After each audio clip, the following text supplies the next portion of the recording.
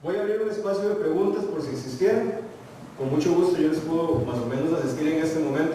Traten de preguntar en este momento porque tal vez después no sea tan sencillo verlos, ¿verdad? O si no, si quieren pensar ahora más tarde, podemos resolverlo con mucho gusto. Quedo más o menos a sus órdenes, porque en este momento yo soy el que les tiene que rendir cuenta con ustedes.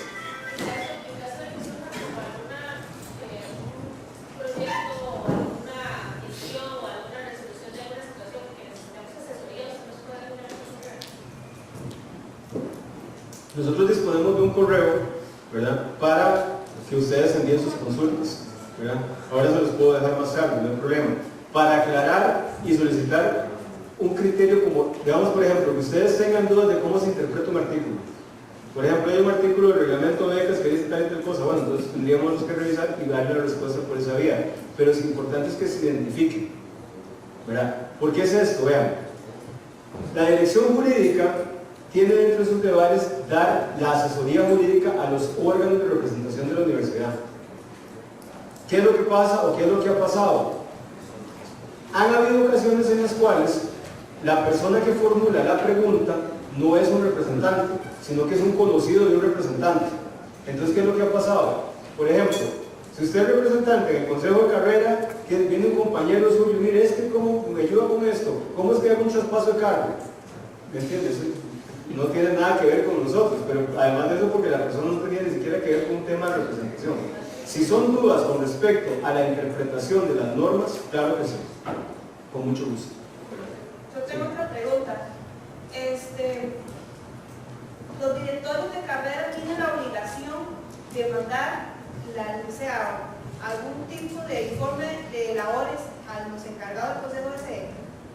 Ellos tienen que rendir informes como todos. Y se les puede solicitar informes si no los han rendido, claro que sí.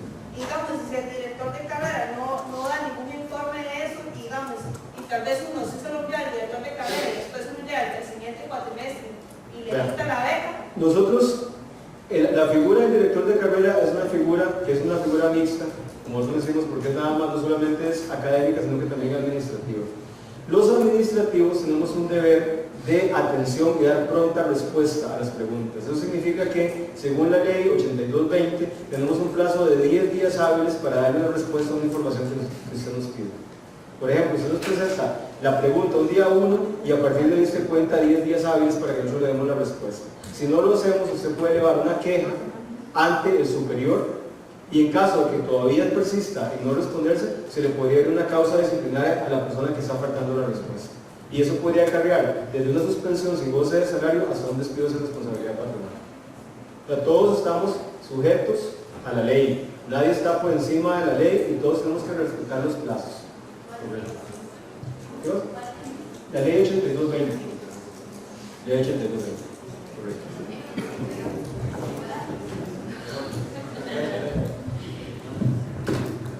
¿En qué caso, digamos, por lo general los directores de carrera, muchas veces tal vez les pasa mucho y intentan como quitarse el tiro, por decirlo así? Entonces, tal vez uno vaya con defensoría estudiantil o algo así y tampoco una respuesta y el director nos viene a agarrar contra uno. Por lo general, la persona tiene miedo, pero los estudiantes en sí, entonces lo buscan a uno. Como qué caso pasa porque él tampoco va con la respuesta en sí de lo que uno necesita y los días hábiles se vuelven como un mes y cuando ellos buscan como asustar a los estudiantes, les informan uno corre, pero tampoco la U ayuda en ese sentido, entonces uno no se siente como atrapado. Los directores de carrera, a pesar de que muchos estén nombrados por voto popular, lo cierto es que son figuras administrativas que dependen directamente del decano de la sede. Entonces, en aquellos casos en los cuales, por ejemplo, usted llegue y tenga una consulta que formularle al director de carrera y usted no ha recibido la respuesta, entonces lo ideal es que usted acuda directamente ante el decano de la sede, porque de otra manera no se va a poder saber. Y si en último caso el decano tampoco le contesta, pues entonces traslada la queja directamente ante el consejo universitario. Ok, y si fuera el caso de que se defendió su director de carrera, pusieron un interino y en realidad ningún estudiante está de acuerdo con ese director, no podemos dirigirnos con el tribunal a solicitar la cosa, digamos. Se lo voy a poner de esta manera. Vamos a ver, por ejemplo, cuando se nombra un funcionario interino, no es un funcionario que haya nacido, ya sea por voto popular o haya nacido, digamos, por ejemplo, a través del sistema de concursos. Entonces, un interino es una persona que está nombrada por un tiempo X determinado. Entonces, quien lo nombró es el único que lo puede remover. Entonces no sería el tribunal, sino que la persona que lo nombró. Si lo nombró el rector, usted puede presentar las quejas en contra de esa persona directamente ante la rectoría. Es como eso. Primero, compañera, gracias. Yo voy a hablar, bueno, en el caso de que haya incluso con un profesor y que todo el grupo, digamos, esté en desacuerdo con el profesor en parte de la clase, como enseña y se eleva una carta de una queja al director y el director está de acuerdo en leerla y responde y todo. Sin embargo, de parte de mi carrera es muy común escuchar no hay profesores, no hay personal, cuesta mucho encontrar gente para ese puesto porque les falta tal cosa, o solo son licenciados, les falta la maestría. Entonces, ¿qué procede en ese caso? O sea, los directores de carrera lo apoyan a uno, pero no pueden hacer nada porque no hay profesores de donde escoger. Entonces, o sea, ¿qué se puede hacer si uno está disgustado con un profesor y no hay manera de sacarlo de ahí? Se lo voy a poner de esa manera. Hay un sistema de transparencia y rendición de cuentas que se llama la evaluación del desempeño docente. La evaluación del desempeño docente está integrada tanto por el criterio que dan los estudiantes con respecto al curso por parte del profesor, pero además de eso por la evaluación que hace también el director de carrera, que es el superior inmediato. Entonces hay que ver por cuál de los dos lados es que se está colando esta persona, porque alguien tiene que estar fallando. No es posible que en una evaluación del desempeño docente la persona saque 99 o un 100, ¿verdad? Porque alguien votó, o casi todo el mundo votó positivamente a favor de esa persona y ahí está por esa razón. Es decir, cuando se nombran docentes se toma en cuenta también la evaluación que ha tenido los años anteriores. Habría que analizar el caso concreto con respecto a esta persona que está dando problemas, ¿verdad? Porque no sabemos. Pero lo normal es que precisamente los estudiantes se involucren en la evaluación del desempeño docente para saber por qué es de que esta persona, a pesar de que no tiene las aptitudes, ¿verdad? Porque hay personas que pueden llegar y saber muchas cosas, pero también no tienen la forma de cómo transmitir el conocimiento. Entonces, cuando tenemos los problemas que son de pedagogía, pueden darse situaciones como tales como que se le envía al docente a un curso de pedagogía y que ya regrese refrescado con sus conocimientos, pero poner a alguien más mientras tanto, por decirlo. O puede ser el caso que definitivamente la persona no tenga ningún tipo de habilidad y se le traslade más bien, se le traslade a la docencia, se le traslade a investigación, que podría darse el caso, aprovechando el conocimiento. Pero lo sí es cierto es de que es necesario, por ejemplo, que todas estas quejas se materialicen, pero que quede constancia escrita. Porque el problema es que si no quedan constancias escritas, es como que yo me estuviera quejando en este momento del presidente, pero no se puede hacer absolutamente nada. Sí, eso me decía el director, porque él me dijo, presénteme la queja escrita, porque si usted me dice de palabra, yo no puedo hacer nada. Entonces se le presentó la queja escrita y me dice, ya ha habido varios comentarios acerca de ese profesor, pero nunca me lo han presentado de manera escrita. Lo que pasa es que me dicen, no hay profesores para cubrir ese puesto. Entonces, si se da la investigación y se dan todas las pruebas de que esa persona no puede estar ahí, hay que mover cielo y tierra para ver de dónde se saca, porque no hay. Entonces, si no hay, no lo sacan. Ese es el punto. Vean, se lo voy a poner de esa manera. Cuando uno presenta una denuncia contra una persona, no puede hacerlo de manera, nada más para dar el ejemplo, en generalizar, vamos. Yo no puedo llegar y decir, yo quiero presentar una denuncia contra fulanito porque es un mal profesor. Eso no sirve. Usted tiene que llegar y decir, yo quiero presentar una denuncia contra fulanito porque el día tal, a tal hora dijo tal cosa y respetó a una compañera. Yo quiero presentar una denuncia contra fulanito porque el día tal, a tal hora, delante de tales personas, esta persona dijo que había visto esta materia cuando en realidad no la vio en el examen. Yo quiero presentar una queja contra esa persona porque cuando tenía su deber de mostrarle al inicio de cada ciclo el programa, no lo hizo. ¿Verdad? ¿Qué es lo que nos ha pasado en experiencias en las cuales yo he participado como órgano director? Se lo voy a poner. Por ejemplo, termina el ciclo y hasta ese momento empiezan las quejas. ¿Cuánto? Cuando la mitad del curso, la mitad de la clase perdió el curso. Eso ya no sirve. ¿Sí? Primero porque ya la persona incluso puede ser que ya vaya de salida, ¿verdad? Pero además de eso, lo que va a pasar es que eso más bien podría llegar a ser visto como una especie de venganza para que todo el mundo llegue y que le dé 7 o le dé 8 o lo que sea.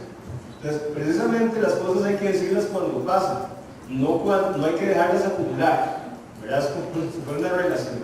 No puede llegar y esperar el puro final, el divorcio, ¿verdad? Para llegar y empezar a quejarse de la persona, tiene que decirlo desde el puro principio. Porque si eso no pasa, entonces lo que va a pasar es que la persona no puede enderezar el camino. Entonces podría llegar y decirle usted mejor, mire, profesor, recuerde que se tiene que presentar el programa de curso, pero dígaselo ya, ¿verdad? Porque no se lo va a decir ya en la semana 12, ya cuando esté repartiendo el examen final. Eso no. Entonces es muy importante que quede constancia escrita, pero igual, a pesar de todo, siempre va a haber alguien por encima de todo, no por seguro en el organigrama. Entonces, de igual manera, cuando no se escucha esta queja que es reiterada, es importante documentarlo, ¿verdad? Porque incluso puede llegar a presentarse hasta un recurso de amparo contra la misma universidad por no darle la respuesta. Pero sí, muy extraño eso que no haya oferta académica cuando en realidad en Costa Rica hay muchos profesores en todas las ramas. Bueno, habría que ver. Le voy a dar la palabra a la compañera. Sí. Ya le va a ver el micrófono.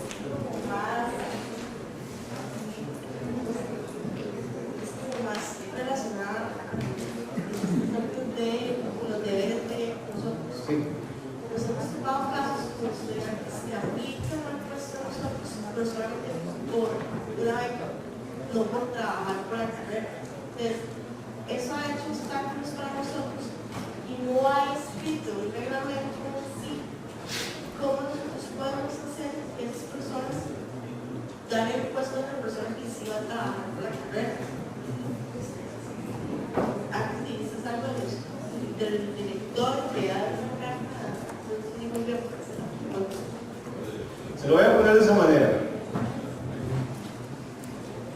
Cuando un representante popular o elegido por la vía popular falla, la única manera, ¿verdad?, de determinar si la persona está cumpliendo o no cumpliendo sus deberes es a través de la prueba que esa persona va dejando. ¿Y cuál es la prueba que esa persona va dejando? Lo que yo estoy diciendo, la participación en las reuniones, en las actas. Por ejemplo, usted me dice, es que esta persona no está trabajando por la carrera. Bueno, vamos a ver qué es lo que está diciendo. ¿Ha asistido a todas las reuniones? Si se programa una reunión al mes o una reunión a la semana, esa persona fue a todas las reuniones. Fue. Pidan ustedes el registro de asistencia. Perfectamente ustedes lo pueden pedir. El registro de asistencia, el control de las participaciones, pueden pedir las grabaciones de las sesiones en las cuales fue, a ver si es cierto o no es cierto que está cumpliendo con sus deberes. Pero más allá,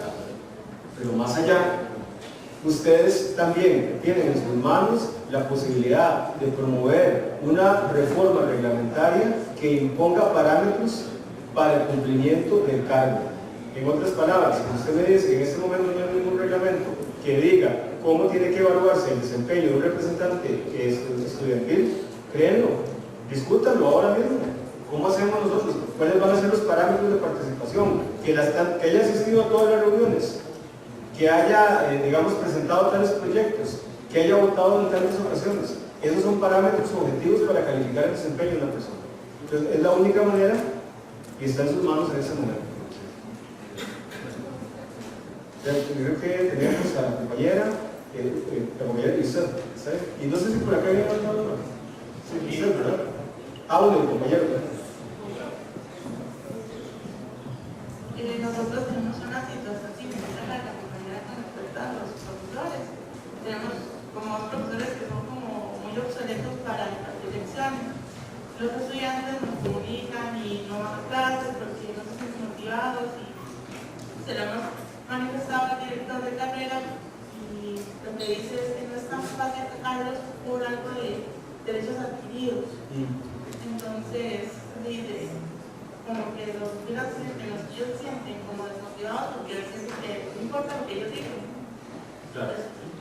Vea, en esos casos, de igual manera, miren, un académico, cuando entra al servicio universitario, puede desempeñarse en 3 ramas: en la docencia, en la investigación o en la extensión. Entonces, si una persona ya tiene un derecho adquirido en propiedad, porque tiene ya años de estar trabajando con la universidad, no es que no se le pueda remover de la docencia, lo que se hace es trasladarlo a otra área donde podría desempeñarse tal vez mejor, ¿verdad? Y por eso yo me estoy refiriendo a investigación o a extensión. Entonces, ¿cuál sería la sugerencia? Insisto, la documentación en primer lugar, las quejas reiteradas, pero no solamente ya, en este caso ya no se quiere el director de carrera, a la vicerrectoría de docencia también, y también al consejo de sede, y que el decano conozca de la situación, porque no es cierto que usted no pueda remover a un funcionario. Bueno, los funcionarios somos multifuncionales. Yo en ese momento, a pesar de que soy abogado, perfectamente lo puedo desempeñar en cualquier otra área de la administración universitaria. Si el día de mañana me mandan a la procuraduría universitaria, ahí tengo que servir. Si el día de mañana me mandan a recursos humanos, ahí tengo que servir. Si el día de mañana me mandan a la vicerrectoría de vida estudiantil, ahí tengo que servir. Entonces, no es cierto que nada más porque yo estoy en ese momento en la dirección jurídica, el día de mañana no me puedan, no voy a hacer quitar, pero trasladar a otro sitio. Entonces, esa es la manera en cómo se resuelven las cosas. ¿Sí? Y el compañero. Ok, por ejemplo, bueno, lo que decía la compañera, que una persona tal vez representante de carrera, está ahí, viene a reuniones, participa, todo lo demás. Se presenta un caso en la universidad, por darte un ejemplo, la beca se le atrasa y es un estudiante de Limón y está estudiando en la sede de Guanacaste. La familia es de escasos recursos, no tiene con qué ayudarle, pero tal vez ese compañero, ese alumno lo busca para ayudarle y ese representante lo que hace es darle la espalda o le dice, denme tiempo y le ayudo, o voy a ver qué solución le busco y se lo llevo en pura hora, como se dice, y no hay una pronta respuesta para él. Lo que pasa es que, vamos a ver, a lo que estoy entendiendo, si fuera un representante en el Consejo Asesor de Carrera, el representante tiene unas competencias limitadas únicas exclusivamente a los asuntos propios de la carrera, pero más ese ejemplo que usted me está diciendo es como dirigido a la Defensoría Estudiantil. ¿Verdad? Vamos a tener la mano, tal vez sí. Es que Sí. no es tanto el hecho de uno ir a sentarse a las opiniones, porque uno como representante de representantes, a veces escuchan y es con el teléfono todo el consejo. Sí, votan sí, pero no están dando cuenta de la situación que está pasando en la carrera. No están dando proyectos, ni están apoyando proyectos de los mismos, porque son dos representantes, no están apoyando proyectos de los mismos representantes para la carrera. Claro. Por eso le digo, vea, en estos casos mi opinión es la siguiente, y es un consejo que yo les daría. Cuando usted está en un órgano colegiado, por ejemplo el Consejo Asesor de Carrera, el Consejo de Sede, usted tiene que estar pendiente de todo lo que está pasando ahí. Entonces, ¿qué es lo que sucede? Ese ejemplo que usted me está poniendo es una clara muestra de una falta de desempeño y una falta de compromiso. Pero entonces, la única manera de la cual usted pueda llegar y remover a esta persona es a través de un mecanismo dispuesto en el mismo reglamento. Porque si no lo puede quitar, precisamente la idea sería más bien que de ustedes naciera la promoción de una reforma al reglamento. ¿Verdad? Porque en este momento la única manera que podría hacerse es a través, no sé, de una manifestación de vía escrita, ¿verdad? De todos los estudiantes de la carrera que no se sienten representados, o esperar a que esta persona se vaya de ahí de votar por el otro el año que viene, ¿verdad? Por decir. ¿Ah? Es obligatorio, ¿verdad? Es obligatorio que tiene que respetar el plazo. O sea, el plazo tiene que respetarse, salvo que existan situaciones en las cuales el mismo reglamento prevea que se puede terminar anticipadamente, pero en esos casos es, digamos, por ejemplo, que el mismo reglamento lo esté previendo. Y si no lo tienen en este momento, tendrían ustedes que promover la reforma. Que yo insisto que ustedes son los indicados porque ustedes saben cuál es la realidad que están enfrentando. ¿Alguien más tiene una pregunta por acá? Pero las dos compañeras están ahí. Y no sé si estamos con tiempo, ¿verdad? ¿Qué es el problema? Listo.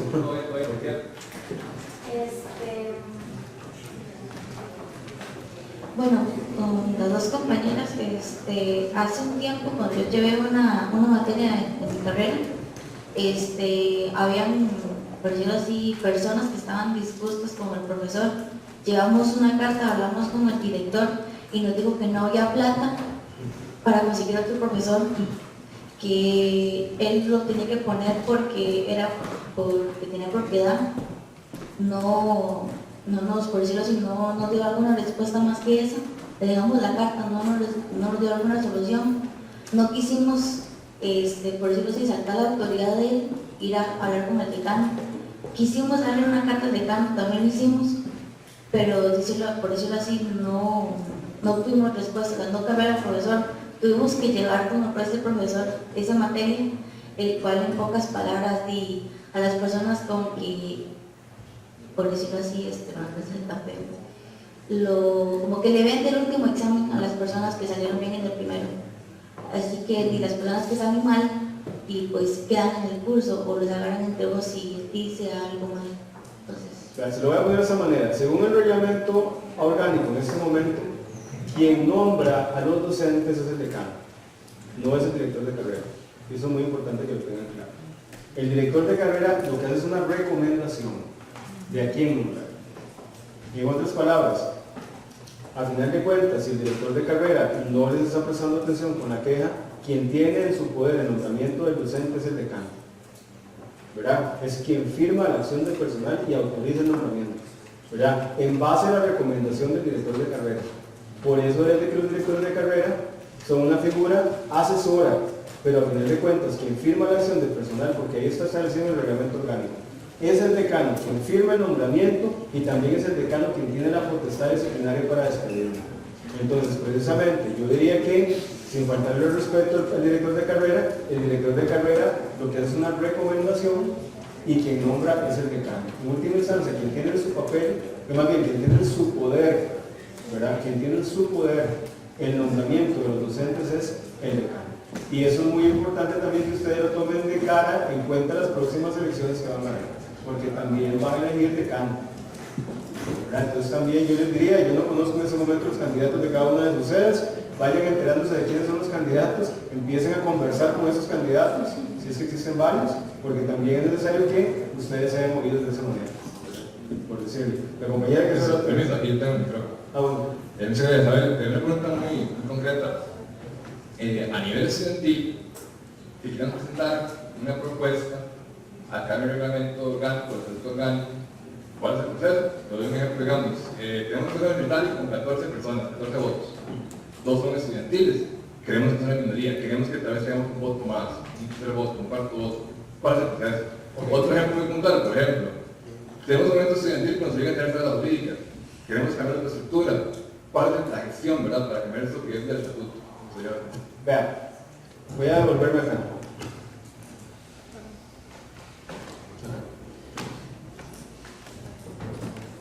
El reglamento orgánico puede ser reformado por parte del Consejo Universitario. Eso significa que si existe una propuesta de reforma del reglamento orgánico, los representantes estudiantiles desde ya tendrían que hacer lo que pasa en la Asamblea Legislativa y que ustedes lo ven a diario. ¿Cómo se llama eso? Negociar. Negociar los votos con los académicos, que tienen una gran cantidad de votos, negociar los votos con los administrativos, que también tienen una cantidad de votos, ¿verdad? Porque recuerden que al final de cuentas, eso funciona como una Asamblea Legislativa. Ustedes tienen el poder de negociar, porque ustedes también son votos, ¿verdad? Entonces, si ustedes tienen una propuesta que quieren que sea apoyada, lo lógico también en contraprestación sería que ustedes sean apoyados en la propuesta que ustedes quieren. En cuanto al reglamento orgánico, sin embargo, el estatuto orgánico, la única manera que pueda ser reformado es a través de este órgano que está aquí, que se llama la Asamblea Universitaria. ¿Qué significa? El estatuto orgánico es nuestra constitución política. La única manera de reformar la constitución política de Costa Rica es a través de ¿qué? Del voto popular, en muchas ocasiones, ¿verdad? Entonces ustedes tendrían que convencer a toda la comunidad universitaria porque vote a favor de una reforma, de una norma del estatuto orgánico. Ustedes pueden reformar a partir del Consejo Universitario el reglamento orgánico. Lo que no pueden reformar a partir del Consejo Universitario es el estatuto, ¿verdad? Para promover una reforma en el estatuto tendrían que ir ante el Tribunal Electoral, ¿verdad? Para que el Tribunal Electoral convoque una elección para la reforma del estatuto orgánico, ¿verdad? Y tienen que cumplir los requisitos que están en el reglamento del Tribunal Electoral. Entonces, es decir, las normas no están escritas en piedra. Lo que pasa es que algunas son más rígidas y otras son más flexibles. En este caso, el reglamento orgánico es más flexible que el estatuto. Y si ustedes quisieran ampliar la representación estudiantil en el Consejo Universitario, la única manera que tienen es reformando el estatuto orgánico. ¿Entienden? O sea, no estoy diciendo que sea un trabajo imposible, se puede realizar, pero necesita de una gran capacidad de negociación, una inteligencia emocional muy grande para tener que empezar a negociar, ¿verdad? Y sobre todo algo muy importante, de cara al próximo proceso electoral, insisto, conozcan a quiénes son sus candidatos para decano. ¿Por qué? Porque los votos de decano son votos importantes dentro del Consejo Universitario, ¿verdad? Entonces parte de lo que ustedes tienen que llevar son propuestas concretas que ustedes necesitan que se materialicen, no promesas, no que se queden en las promesas. Es decir, si ustedes tienen necesidades reales, entonces empiecen a hablar con sus representantes, ¿verdad?, ante el Consejo Universitario. ¿Quiénes van a ser los representantes ante el Consejo Universitario de la sede? No solo la representación estudiantil, sino la representación administrativa que está en manos del decano. Entonces ustedes tienen que llegar, y tal como funciona, lo mejor que ustedes pueden ver es cómo funciona la Asamblea Legislativa. Todo el mundo negocia, todo el mundo tiene la necesidad de hacer lobby, y eso es como se llama. O sea, no les estoy diciendo que es imposible, se puede hacer, pero tienen que hacerlo mediante el procedimiento. No sé si lo respondí. Sí, no, luego pregunto. Claro. Por eso la asamblea también, la solicitud es bien complicada, porque usted tiene que empezar a hacer la asamblea de la UTN. La asamblea la convoca el Tribunal Electoral. Entonces ustedes no presentan la solicitud de reforma ante el Consejo, lo presentan ante el Tribunal Electoral, para que el Tribunal Electoral convoque a específicamente un proceso así, que de hecho ya se hizo. ¿Verdad? Ustedes en ese momento, tal vez muchos de ustedes no estaban presentes, pero nosotros recordamos cuando se dio una reforma sustancial del estatuto orgánico en el año 2014 se dio una reforma, pero tuvo que hacerse a través de la convocatoria, ¿verdad?, del Tribunal Electoral. Y cuando ustedes, bueno, voy a volverme un poco sobre los demás compañeros. ¿Qué pasa cuando el profesor, si uno tiene el descontento, es el director? O sea, Insisto, se lo voy a poner de esa manera. Todos tenemos a alguien a quien responderle. En ese momento se presenta directamente ante el decano, ¿verdad? Ante el decano, la queja, ¿verdad? Porque recuerden que una persona, a pesar de que esté en el puesto de director de carrera, son dos nombramientos distintos. Un nombramiento es el director de carrera y otro es un nombramiento docente. Entonces, perfectamente, una persona podría quedarse con un solo nombramiento. Y entre los derechos que uno tiene como representante estudiantil, uno puede pedir las evaluaciones que tuvo ese profesor que también es director. La evaluación del desempeño, esa es información que se puede solicitar. ¿Y qué tanto peso tiene esa evaluación con respecto Precisamente, ahora se va a poner de esa manera. Si yo soy director de carrera, yo sé que no puedo nombrar, lo que hago es únicamente hacer la recomendación. El decano muy probablemente no va a conocer a todos los docentes que tienen bajo su mando, ¿verdad? Pero sí firma las acciones de personal, ¿verdad? Lo ideal es que un decano conozca a todo su personal docente, pero si no lo conociera, es el director de carrera responsable de recomendarlo, ¿verdad? Entonces sería muy extraño que en una evaluación docente hay una persona con un 70, un 50, un 60 y que aún así vaya siendo recomendado para que el decano lo nombre, ¿entienden? En realidad, a nosotros, por ejemplo, cuando yo entré en el 2017 en el área de matemáticas, el profesor que nos dio a nosotros era pésimo para la clase. No tenía ni paciencia, y si uno le contestaba, le preguntaba que nos volviera a explicar, él lo que hacía era enojarse. Y a la hora de hacer la evaluación de desempeño, él nos obligó prácticamente, igual de opinión propia, a poner cosas como que él no servía, que él no quería, porque él decía que a él no le gustaba cómo era el sistema de la UTN. Y ahora, viéndolo, él es encargado de la materia de la que él mismo se quejó del sistema de la carrera. Entonces, ¿cómo es que tiene tanto peso para que el decano vea el desempeño y más bien subieron de cargo? Vea, a mí me parecen las cosas que usted está diciendo que son muy graves y son propias para casi que hasta para denunciar una causa sancionatoria. Lo que yo digo es que esas son las cosas que yo le decía a la compañera inicialmente, esas cosas no pueden pasar y que usted no diga algo. O sea, por ejemplo, vamos a ver, si usted me dice que un docente influye directamente en cómo usted lo califica, eso es algo completamente prohibido y eso es corrupción, ¿verdad? Entonces, por eso lo estoy diciendo, ¿por qué es corrupción? Porque está influyendo en un criterio que debería ser independiente. Y eso, más bien, perdón, y eso es algo que va en contra de un reglamento, que no lo puse ahí, pero se llama el reglamento, el Código de Deberes Éticos de los Servidores de la Universidad Técnica Nacional. Hay un código de deberes éticos que eso que se está diciendo va en contra de ese deber ético de guardar, ¿verdad? Pues por eso estoy diciendo, esas son cosas que no pueden pasar. Y si pasaron, pues entonces, pues lo ideal sería que se dieran a conocer en algún momento y tratar de llevar esas quejas a donde corresponde, como se dice que son los decanos. Sí, ya tenemos para Sí, buenas tardes. Una consulta o una recomendación. Yo sí fui representante en sede central en la parte de la licenciatura en aduanas y ahora represento al centro de formación. La consulta sería, como dice la compañera, cuando se trata del director de carrera, que implica mucho en la parte de la defensa de tesis, si el reglamento dice que él no se puede involucrar, que él es una simple persona que tramita el documento y dan fecha después de defensa. ¿Qué sucede cuando uno no tiene las pruebas físicas, por decirlo así, porque todo es una simple conversación donde se revisa una tesis y él dice no me parece y no va, y uno tiene ya 3, 4, 5 meses trabajándola, pero todo queda en palabras? Y le comento el caso porque sí, nosotros lo llevamos a instancias mayores, pero sí, uno como estudiante se tiene que detener porque es el director de carrera, es un miembro más del comité de defensa de tesis. Entonces puede pesar mucho, como dice uno, echárselo encima al director cuando uno tiene que ir a defender la tesis contra el director. Y le comento porque sí me interesa mucho. Yo soy de la primera generación de aduanas, fue la primera carrera que tuvo la licenciatura y apenas sabemos 8 graduados en licenciatura. Y se externó a instancias mayores, se presentaron cartas, se tuvieron reuniones y a la fecha sigue el mismo director y no hemos tenido respuestas positivas. Tan así que los compañeros terminan todo el bloque y van a las universidades privadas a convalidar. Entonces, ¿qué nos recomienda para un caso de estos donde ya tocamos puertas pero no tenemos respuestas positivas, por decirlo así, hacia el estudiante?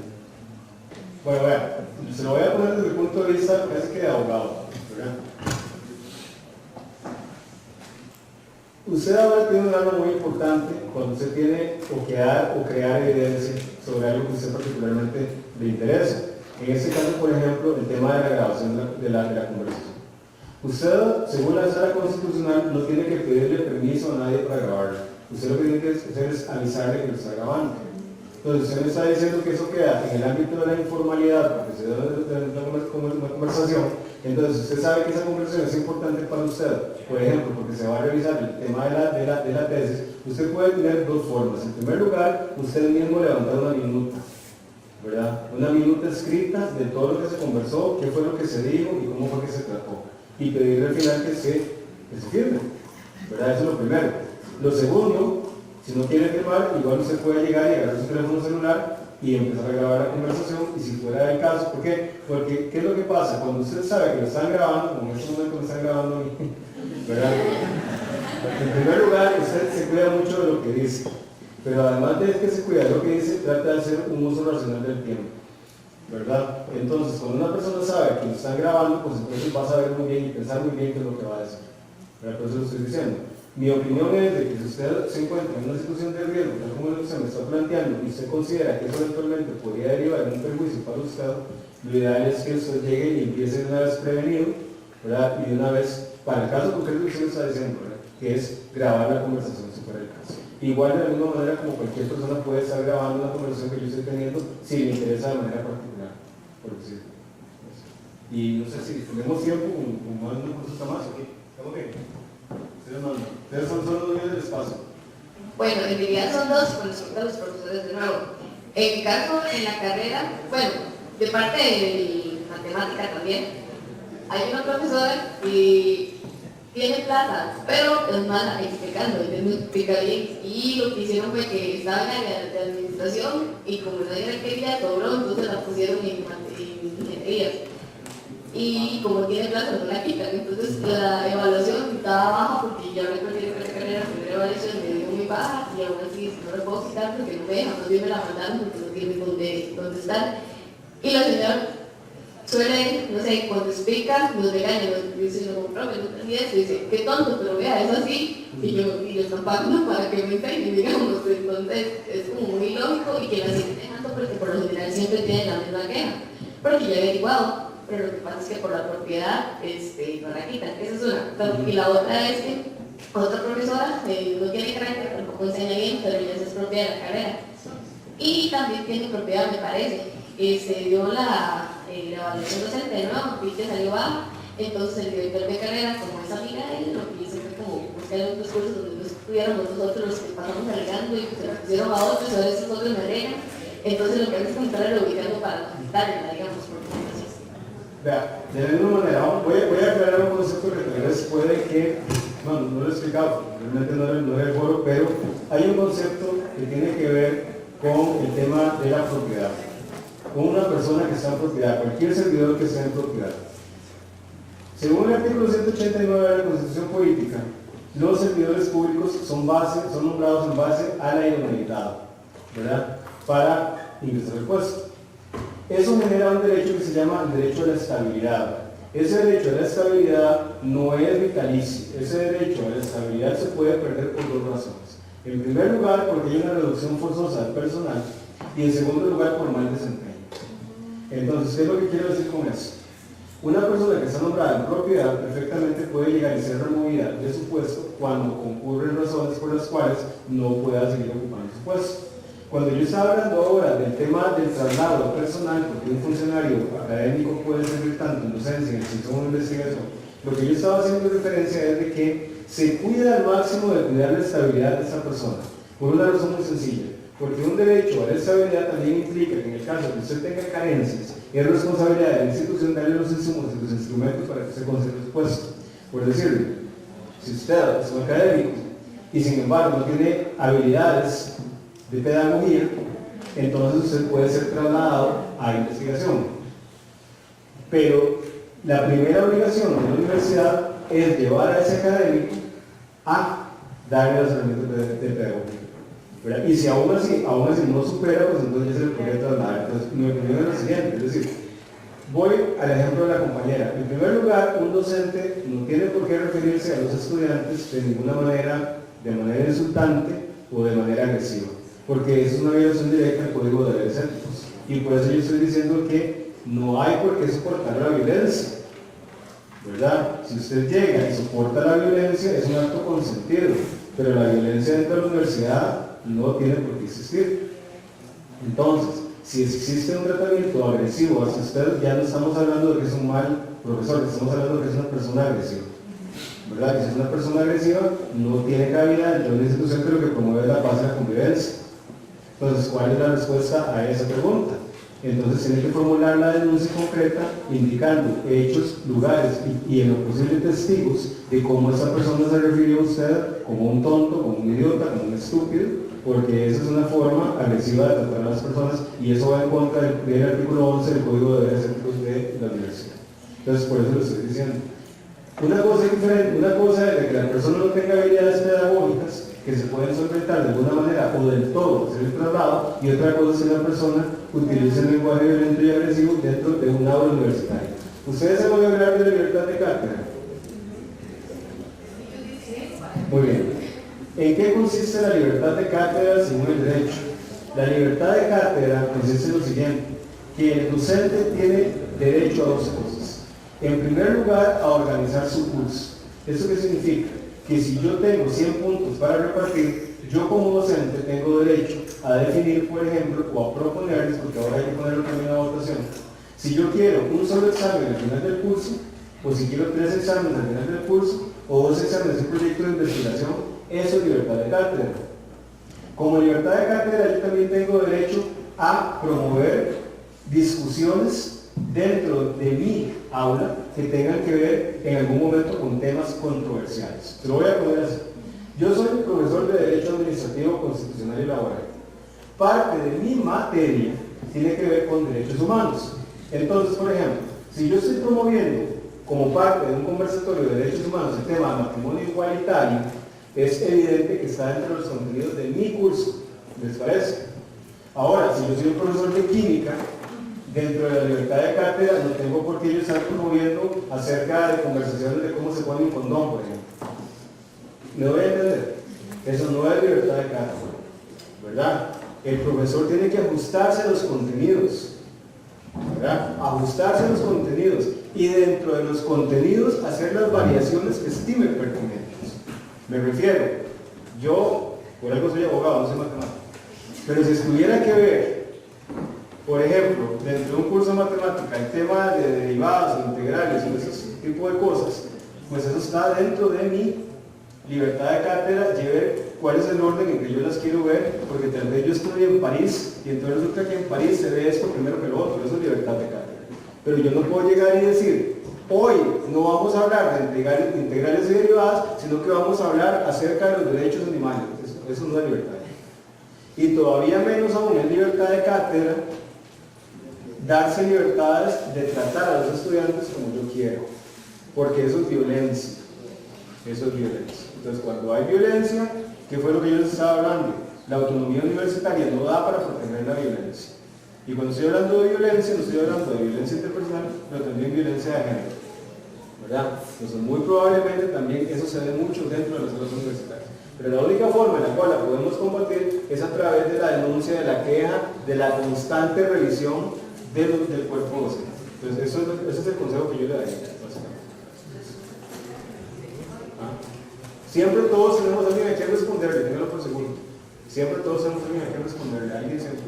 No sé, compañeros, ¿cómo estamos con el tiempo? Pero yo soy muy entretenido, pero son ustedes los dueños del espacio. Bueno, buenas tardes. Mi consulta es con respecto al reglamento para el trabajo final de graduación que está para la licenciatura. En nuestra carrera, bueno, la carrera en recurso hídrico tiene la salida en bachillerato.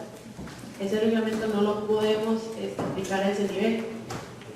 Me dicen también que el tipo de investigación es un tanto diferente y tampoco calza con el reglamento como para equipararlo. Entonces la consulta es, desde el Consejo Asesor de Carrera, ¿se podría hacer una reforma o regular el proyecto para que el proyecto aplicado pueda valer? Se puede hacer la propuesta, no la reforma. ¿Por qué? Porque recuerden que esos reglamentos son variables a través del Consejo Universitario. Yo lo haría por 2 vías. En primer lugar, por el Consejo Asesor de Carrera, pero además de eso trasladando la inquietud de manera directa a la vicerrectoría de docencia. Porque al final de cuentas, para que un proyecto de reforma prospere, tiene que ir también amarrado, ojalá con el voto positivo de la vicerrectoría de docencia. Por ejemplo, vamos a ver, supongamos que ustedes quieren promover o es necesaria la reglamentación de las denuncias de trámite de acoso sexual. ¿Cuál va a ser la vicerrectoría indicada que les podría acompañar en el proceso? Entonces, si ya sabemos que contamos con el voto positivo, el apoyo de doña Marisol, pues entonces ese proyecto va más amarrado al Consejo Universitario que si ustedes lo proponen de manera. Entonces, ¿qué es lo que les hago? Lo mismo que le contesté al compañero. Ustedes son unos órganos políticos, tienen que empezar a buscar lazos con la universidad, con las autoridades y empezar a negociar. ¿Quieren nuestros votos? Ayúdenos con eso.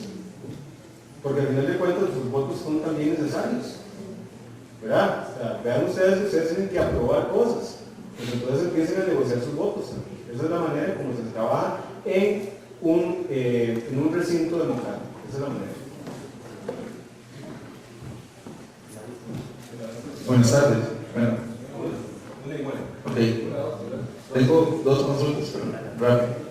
Una, ¿existe una sanción, ya sea para los directores de carrera o el presidente del órgano colegiado, para que no una sanción para ellos cuando no cumplen adecuadamente con las actas o con las convocatorias? Un ejemplo, ahora que los compañeros están en consejo de carrera, he visto que más que todo ahí se da este caso. Pasan meses, no se convoca un consejo de carrera,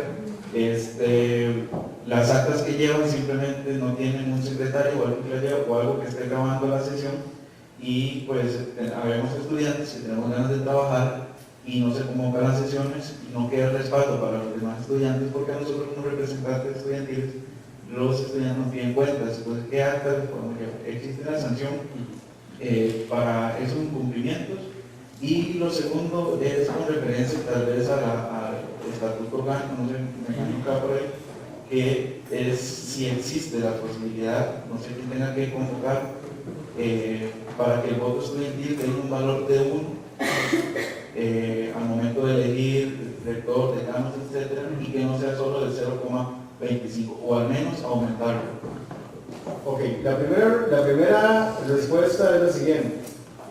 De hecho, yo, con la sección de archivo de la Universidad Técnica Nacional, acabamos de terminar una jornada de 7 capacitaciones que se le dio a todos los directores de carrera, ¿verdad?, acerca de cómo tienen que llevar las actas. Entonces yo esperaría que eso prospere, ¿verdad?, porque también se les hizo advertencia de las sanciones que pueden enfrentar, pero además de eso que tienen que tener las actas. A ver, se lo voy a poner de esa manera. En buen principio, cualquier acta de un consejo tiene que estar dispuesta en un formato virtual para que todo el mundo pueda acceder. No tienen ustedes que estarla pidiendo, sino que esté colgada directamente en una página web. Esa es la verdad. Correcto. Es decir, parte del principio de transparencia no solamente es tener las actas, sino que también las grabaciones dispuestas para que puedan ser descargadas y escuchadas. Esa es la idea. Insisto, sí existen las sanciones, son sanciones administrativas con el cumplimiento de deberes, pero además de eso, acabamos de terminar un proceso de capacitación que duró 3 meses para enseñarles a ellos cómo se llevan las actas, porque en muchos casos era por desconocimiento. Yo esperaría ver resultados dentro de poco, pero de igual manera sí existe una sanción. Y la queja se presentaría directamente ante el decano, por cualquier cosa. En segundo lugar, le respondería de la misma manera que le respondí al compañero anterior. Para que se pueda hacer una variación del estatuto orgánico que le dé un mayor valor, un mayor peso al voto estudiantil, tiene que ser a través de la reforma del estatuto y tiene que ser a través de la votación de la Asamblea Universitaria. Si es posible, es muy rígido, pero sí es posible hacerlo. Sí es posible. Si tiene que hacerse, pues entonces tendría que empezar, como quien dice, desde ya a promover el movimiento para que sea.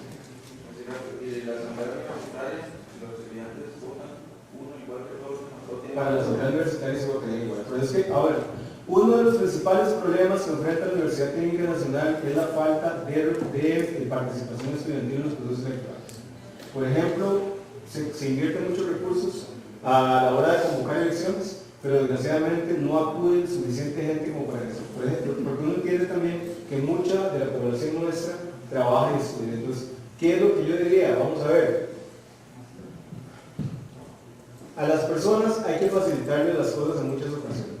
Si ustedes consideran de que los horarios en los cuales se habilitan los centros de votación para que la gente participe, pues entonces no va a servir, porque por ejemplo, vamos a ver, ¿quién va a ir a desplazarse a votar únicamente un viernes en la noche? Entonces, obvio que casi nadie va a ir a votar, sobre todo cuando se hacen en periodos de receso. Entonces, ante quien yo haría la excitativa para que se vaya eso ante el tribunal, que es el que organiza las elecciones, y le diría al tribunal, mire, la mejor manera que usted llegue y consiga una mayor representación son los miércoles de la noche, que es donde llega la mayor cantidad de gente. Pero ¿qué es lo que pasa? En muchas ocasiones de las elecciones se organizan un viernes a las 6 de la tarde. ¿Y quién va a ir desde donde está solamente a votar por un representante? Entonces, ese es un problema muy grande. Insisto, a las personas, a la gente hay que facilitarle las cosas para que participen. Y en muchos casos sí entendemos claramente de que en muchas de las ocasiones los mecanismos electorales no están dispuestos para que la gente participe tal como debería participar.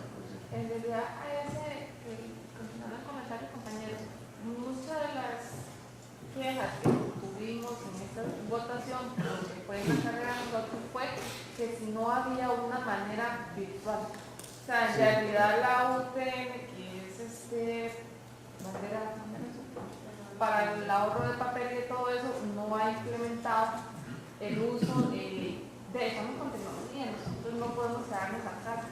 Y siento que sería muy importante, no sé si se puede reclamar en el reglamento o no, de que ya se empiece a usar tecnología. Han empezado a usar tecnología para promoverse ellos, pero con nosotros seguimos como en la edad de verdad, nada más, y entonces mucha gente dice que no va.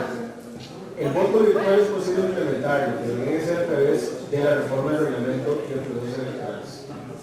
Es decir, hay que promover la reforma del reglamento de procesos electorales para que se habilite el voto virtual. Porque, ¿qué es lo que pasa?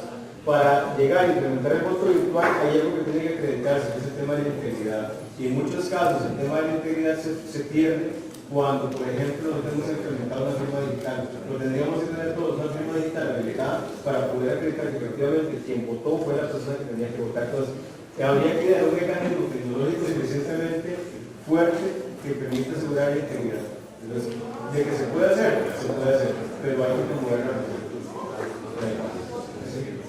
compañero, ¿tiene una? No, comentario de eso, tal vez el avatar puede ser un sistema que ya la universidad tenga para... Lo que pasa con el avatar es que ya está muy sobrecargado el proceso, porque no solamente está soportando el proceso financiero, sino que también el proceso de matrícula, ¿verdad? Entonces, en este momento más bien estamos migrando un nuevo sistema informático, que estamos esperando que se implemente de aquí a 1 año y medio.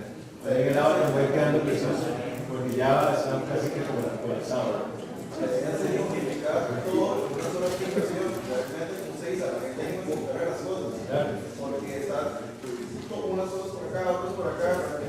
Lo ideal sería que se tuviera una aplicación, que esa aplicación desde su teléfono se pueda buscar. Estamos completamente de acuerdo en eso. Precisamente la idea de el sistema informático es virtud de eso. Pues si no hay más, entonces les agradezco mucho el espacio y bueno, vamos a estar haciendo exposición también por ahí en el correo electrónico para nosotros. Muchas gracias.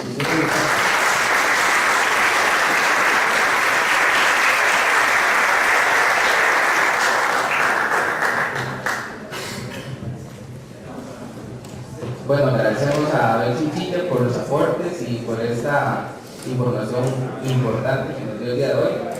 Vamos a brindarle un reconocimiento y dice así: Universidad Técnica Nacional, Vicerrectoría de Vida Estudiantil, confiere el presente reconocimiento a Abel Chinchilla Bazán por su valiosa participación en el Congreso Estudiantil UTN 2019, realizado en la ciudad de Heredia, Costa Rica, el jueves 18 y 19 de julio del 2019, firmado por la Vicerrectora de Vida Estudiantil, Maricel Rojas.